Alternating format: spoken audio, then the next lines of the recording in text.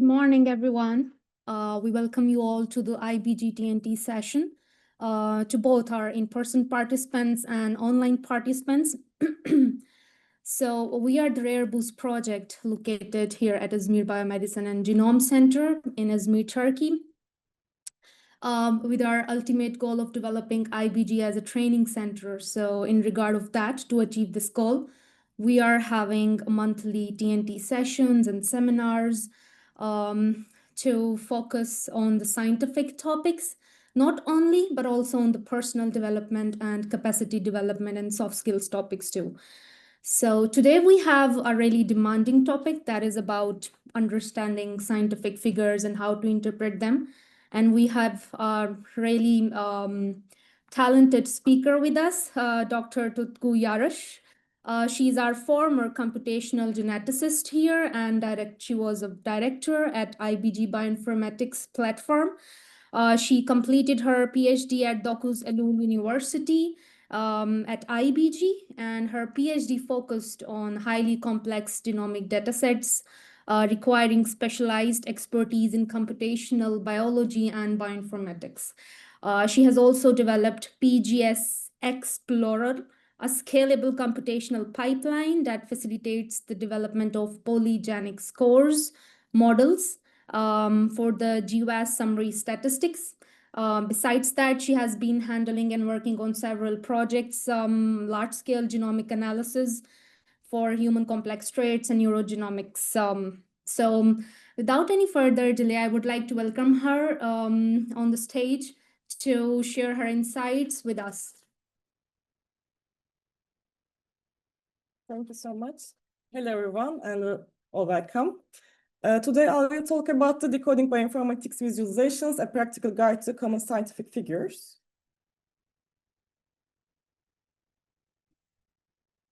Okay, first of all, I want to mention about what is the bioinformatics. As you all know, maybe, bioinformatics is an interdisciplinary field and that develops the methods and the software tools for understanding the biological data.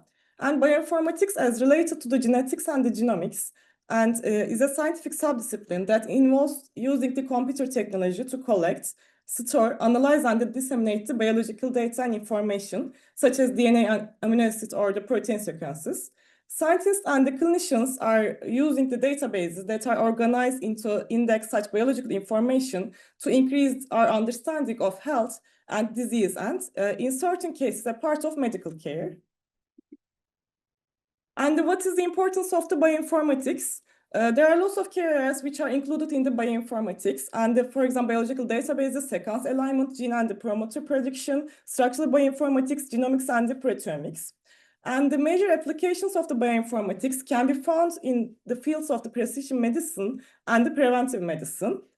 And the main components of the bioinformatics are first of all, we need the creation of the database, which allows the storage and the management of the biological data. And second part is the development of algorithms and the statistics. In here, to determine the relationships among the members of the large data. And lastly, analysis and interpretations of the biological data. In this part, including the DNA and the RNA or protein sequences, protein structures, drug designing, molecular modeling, gene expression profiles, and the biochemical pathways. And when we look at the introduction to data visualization, visualization techniques are an important part of the bioinformatics. In the modern bioinformatics world, much more effective presentation systems are required, and they usually need to provide extra interactive capabilities. And visualization also provides us an ability to comprehend the huge amounts of data, allows the perceptions of the emergent properties that were not anticipated, and often enables problems with the data become immediately apparent. And data visualization is also graphical representation of a quantifiable data, and usually by means of the well-known charts, graphs, or the map types. And what is the importance of the data visualization? Data visualization, as I said before, is allowing for better comprehension and analysis. And it facilitates the analysis of the understanding of the patterns, trends, and the correlation in the data. And lastly, in bioinformatics is the use of the visual tools and the methods to represent the biological data and aiding the analysis of the interpretations of the complex information. And once we understand how we interpret the bioinformatic plots, the next step is the creating our own plots. For that, tools like for example, R and the mostly used the ggplot2 are incredibly popular, and especially in the genomics. And if you are working with the single cell data, for example, you can use the SEIRAT, or you can use the heat maps, complex heat map and enhanced volcano plots. And but beyond the tools, designing tools are also really important for the creating the data visualization. For example, the red and the green colors usage can be better, but it is not useful for the colorblind friendly. And also scaling is really important for the creating our graphs. And there are lots of the commonly used figure actually. This visual represents a decision tree from the data from Viz, and which help guide to selection of the appropriate chart type according to your data type. For example, your data is categorical or numerical, and according to your data, you can choose the which type of the graph you should use. And also according to what you want to understand from your data. For example, are you searching for the expression levels or the interactions of the data? It depends on your research and your question actually.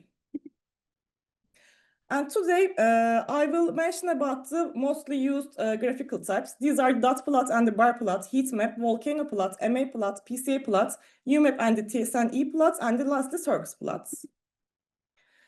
Firstly, I will start with what is the bar plots. Bar plots are the simple yet powerful tools which are visualizing the biological data. In genomics, they are commonly used to compare expression levels of the genes across the conditions or the summarized analysis outputs like the pathway enrichment. For example, you might see the plot here. This is a kind of example. It shows the 10 upregulated genes in a disease and the control expression level. And this is the classical bar plot examples, which are mostly used in the genomic analysis. And in here, they show the functional enrichment analysis results by using the bar plot example. When we look at this kinds of the graph, we should firstly check the axis of the graphs. And the y-axis lists the names of the enriched disease or the conditions in here, as shown in here. And x-axis shows can change according to research, but in here, you can see the numbers of count of genes, or you can see the Q-scores. And also we should check the colors of the graphs. Here, brighter red indicates the statistical significant enrichment pathways, and Y blue indicates the less significance within the test range. And dot plots are also mostly similar with the bar plots, and they are more advanced visualization, especially useful for the single-cell RNA-seq, as you can see here. And here also you can see the which cells are used, and you can see the gene names, and according to their expression levels, you can check with the size of the dots. And also, again, you can check the colors according to their expression levels are higher or lower. And this is also mostly used type of the dot plot example. Unlike bar plots, dot plots add another layer of the information through the dot size and the position, as I said. And this lets us to compare the multiple dimensions, statistical significance, gene ratio, gene count, all in one compact figure. And again, here as plot A, you can see the overrepresentation analysis, and here you can see the gene set enrichment analysis results. And the y-axis shows the names of the enriched biological terms, for example, disease or the biological pathways, and x-axis shows the gene ratio. And again, the colors means that the reds are the more significant and the blues are the less significant ones. When we move to the heat maps represent the two-dimensional tables of the numbers as shaded of colors. And they are appropriate when we have lots of data because the color is easier to interpret and distinguish our data. And the heat maps can be used for visualize the different type of data. For example, gene expression across samples, correlation data, disease cases, hot and cold source, and the topography. And before going in detail, I just want to mention about how we created these heat maps. And heat maps, as I said, we can visualize the crowded data by using the heat maps, and we can solve the gene expressions levels in our data.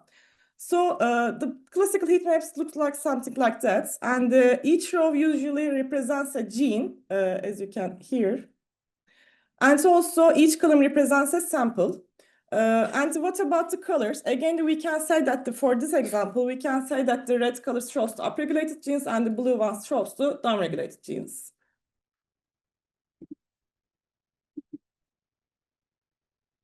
When we look at how we create our heat map examples, mostly we have the table something like that, and you can see the your genes how much expressed in your sample.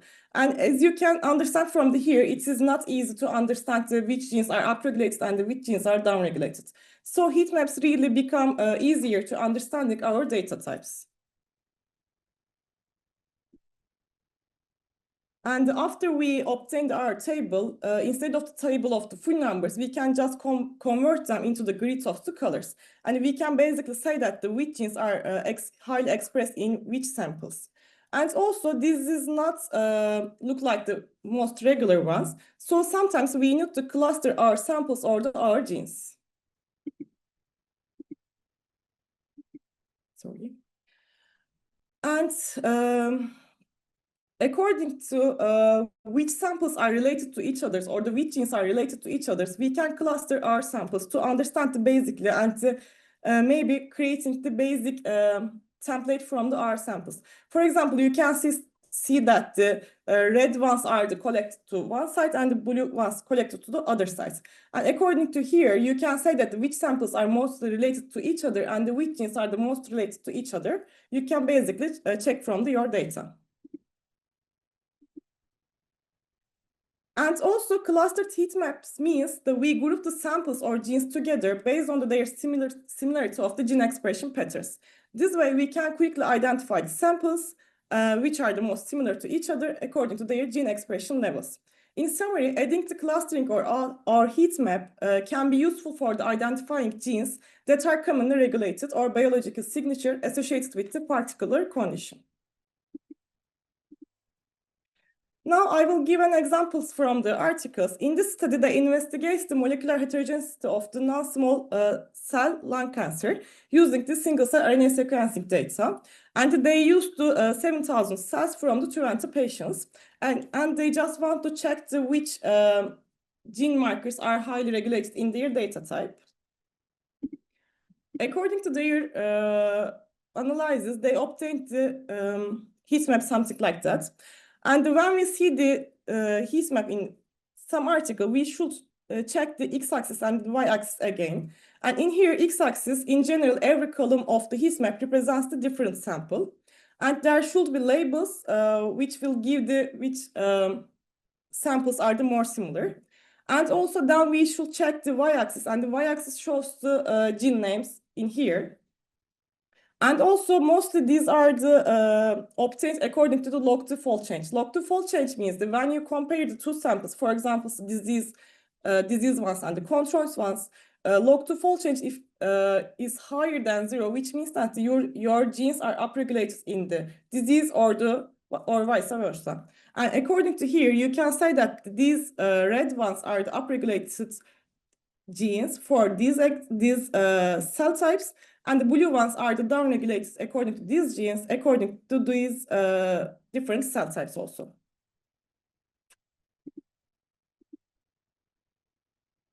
Now I want to move to the what is volcano plot. Volcano plot is also kind of graph which is commonly used in the analysis of the microarray or the RNA-seq data, named for its visual similarity to the volcano. And the x-axis shows the gene ratio, and the y-axis represents statistical of the dischanges. And each gene represented by the dots, sorry. And for example, you have the RNA-seq experiment, and you had different groups of the cells, which are A and the B cells, and the B group was treated with some drugs. And if you want to compare the groups, you can basically calculate the fold change expression of the gene X in the B group and the expression of gene X in the A group. If this is calculated bigger than 0, which means that these parts of the genes are upregulated in your drug treated data. If these are the smaller than the 0, which means that these are downregulated, and if you obtain the similar to close to the 0, which means that these genes are not differently expressed in your drug treated group or the control group. And basically, we can say that according to the volcano plots, upper right shows our highly significant genes, and the right part shows the upregulated genes, left part shows the downregulated genes, and these gray ones shows the not significant genes.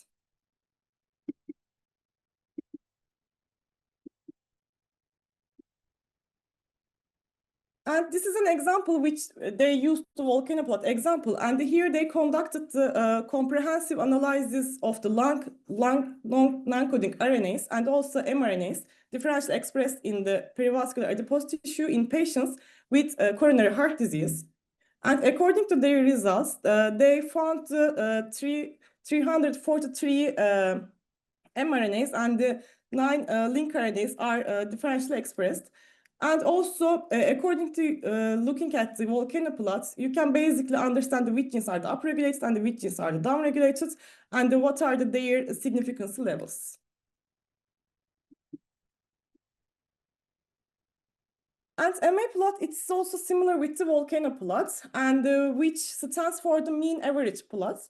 And it is commonly used for the RNA-seq or the microarray analysis to visualize the differential gene expression. And in here also, x-axis shows the mean of the normalized count, and the y-axis shows the log-fold change again. And MA plus are not only used for the spotting the interesting genes, but also assessing the overall quality and the distribution of the our genes in our samples. And MA plots are useful because they allow us to visually compare expression levels and the fold change in the one clear view. And unlike volcano plots, which focus on statistical significance, MA plots emphasize how expression level affects the variability and the fold change. And often differentially expressed genes are highlighted in the colors, as you can see here, making it easier to spot our K results.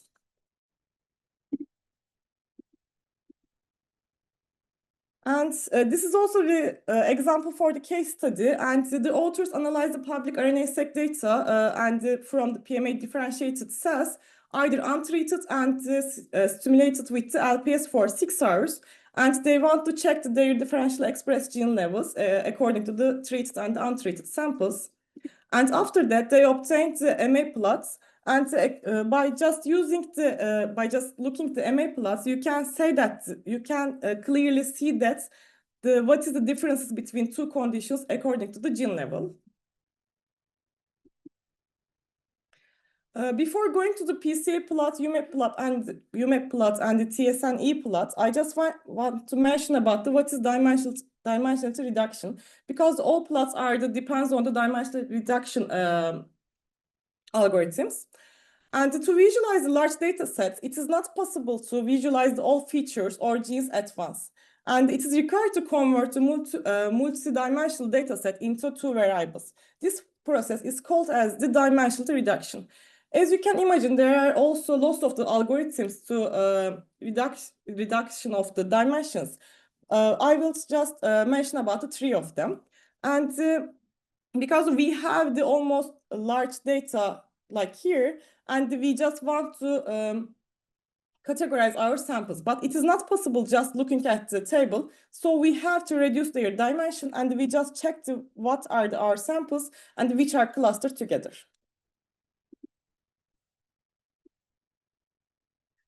The first graph is the PCA graphs, which stands for the principal components analysis. And it is a dimension reduction technique used to simplify large complex data sets while preserving the most important patterns in the data.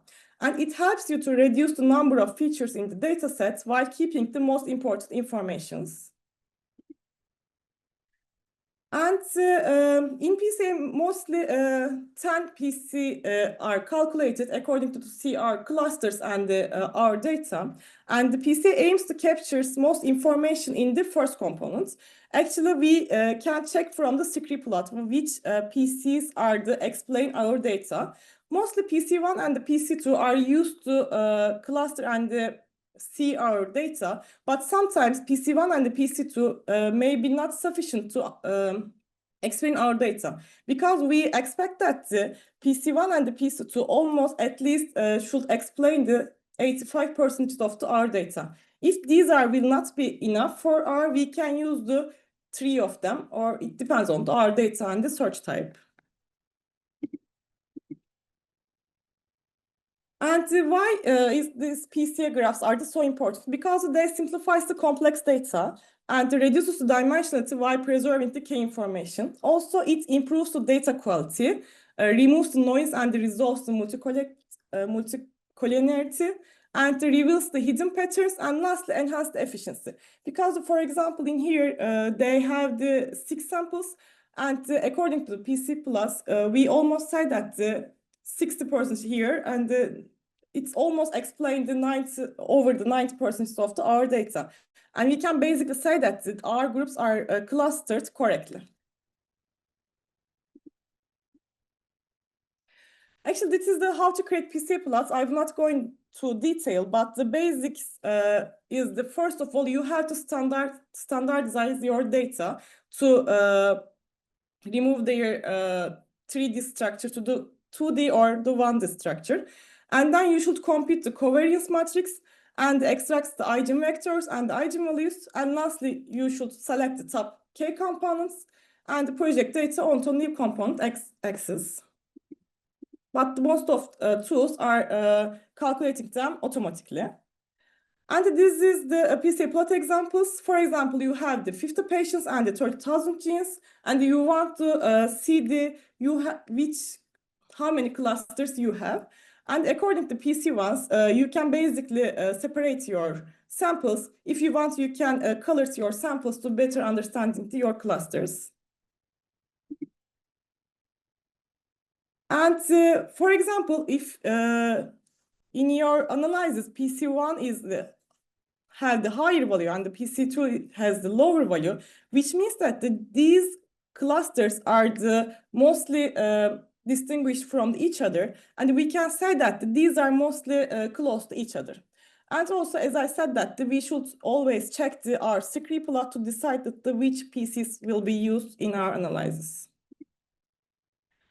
And for example, this is a PC platform, the RNA-seq data, and they investigated 12 samples, and they used the PC1 and the PC2. And it's almost explained the 90% of our data, and they say that these are the different groups. And according to RNA-seq data, which cluster mostly correctly separated from each other. I said the PC1 and the PC2 are mostly used, but according to your analysis and your research question, sometimes it can be changed. For example, in this article, they just checked the 12 PC, and in here, PC1 clusters are correctly separated, but in here, it looks like the mostly normalized data. But according to this research question in this article, they just want to normalize their data, so they don't need this type of distinguish from their samples. So in this article, they choose the PC7 and the PC8 because according to their research questions, which is most suitable for them. So the takeaway here, you should choose principal components based on your analyzed objective and not just by variance. Now I will continue with the tcNA plots, which is becoming most popular with increasing the single cell RNA-seq analysis, and which is like the PCA plots, and it's also graphical methods used for the dimensionality reduction, and this stands for the T-distributed stochastic neighbor embedding. And it is, as I said, really similar with PCA. Again, we have, for example, we have the single cell expression data. We have the 10,000 genes across the 50,000 cells, and we just want to cluster our samples. And we again apply the dimensional reduction, and we obtain the tcNA. These are the mostly depends on the different mathematical algorithms, and for example, R or the Python codes can calculate basically these calculations. And if you look at how does it work, basically, first of all, the tCNA calculates how similar each pair of cells to each other, and it does this by looking at the distance between cells.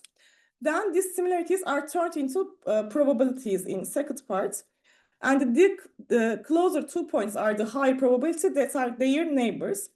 And third part, it creates the new 2D graphs and which shows their distances according to each other. And lastly, we can optimize the layout by using the different parameters.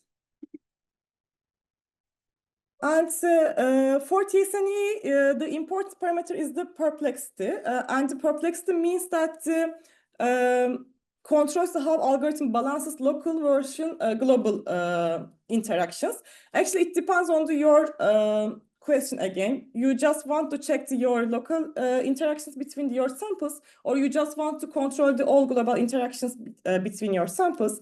And when you use the low perplexity parameter, you can focus on the local relationships in your data. And if you higher the perplexity, you can focus on the global relationships in your data. And for better understanding, for example, you use a low perplexity, CD8 plus T cells are separated from each other because in here which focus on the local interactions. But if you just want to distinguish between your cell types, you can use the high perplexity because in here your cells are correctly clustered together. And also, according to high perplexity, you can just distinguish between the non-immune cells or the immune cells. But in here, it is not possible by using low perplexity because it shows the local interactions. And UMAP plot is also similar with the TCNEP plot and the PCA plot, and it stands for the Uniform Manifold Approximation and the projection. But it can better preserve the global structure and still focus on the local relationship. And also for the bioinformatically, it is easier than the TCNE plots.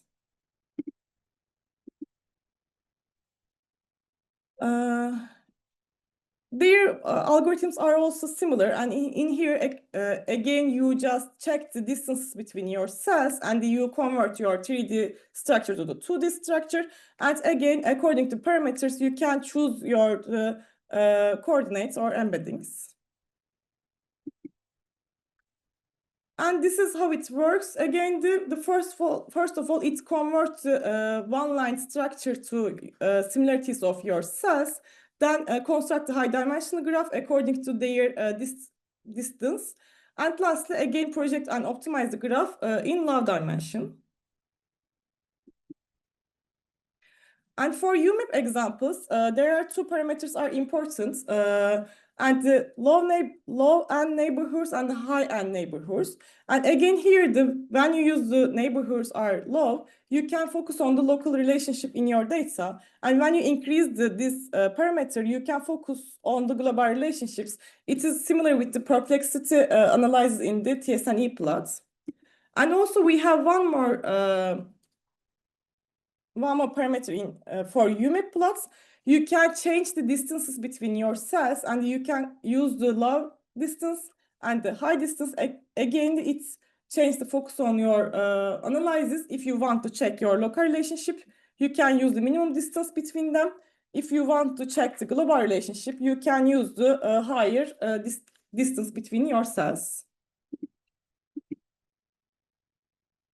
And all in all, we can say that the PC is a linear method that focuses on the maximizing the overall variance. It is fast, scalable, and easy to interpret, and making it ideal for if you want to reduce noise or to extract the features. And for TSNE and the UMAP plots, which are the nonlinear methods, and which are better suited for the capturing local relationships between the data points. And UMAP also preserves the local and the global structure, and it is mostly useful for the single-cell RNA-seq results. And I just want to show the comparing. These are the constructed for the same cell types, And this is PSA plot, UMAP plot, and the TSNE plot. And according to your research, which one is better for you? You can choose according to your research question. And last plot is the Circus plot. Circus is a software package. It is used for visualizing data and information. And these circuits are ideal for creating publication quality infographics and illustration with the high data to ink ratio. And there are lots of the usage area for this Circus Plus, and I will just mention about a couple of them. First of all, you can draw your chromosomes by using the Circus plots. And for here, for example, you can put your specific positions, which chromosomes are used and which are related with each other. And each part shows the different chromosomes and their exons, introns, etc. And you can show them in one structure. And the second area for using the Circus Plus are the core diagrams, which describes relationships or the flow between the different things. And these data generally comes from the adjacency matrix, as you can see here. For example, you have a matrix something like that. These can be genes, and for example, these are the shows the interactions your genes. And according to here, you cannot say maybe these genes are interacted with each other, but according to core diagram, basically you can say that the wheat genes are interacted with each other, and these colors and the grids of these kinds of bars shows the change according to these numbers. And also you can use the Circus Plus example for the phylogenetic trees, and this is also another distinct type of the Circus plot. And here is the radial coordinates correspond to the leaf nodes or of the phylogenetic trees.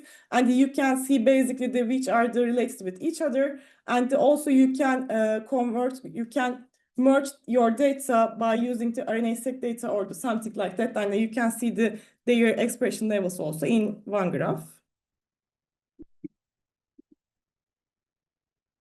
And lastly, we've seen the figures in the bioinformatics are more than just visuals, and they carry the critical data insights. And proper interpretations avoids the common misreading and enhances reproducibility. Colors and the scales and layout directly impact how results are perceived. And the use of proper tools, ggplot, Seurat, or Python, creates and makes difference in our data. And thank you for listening.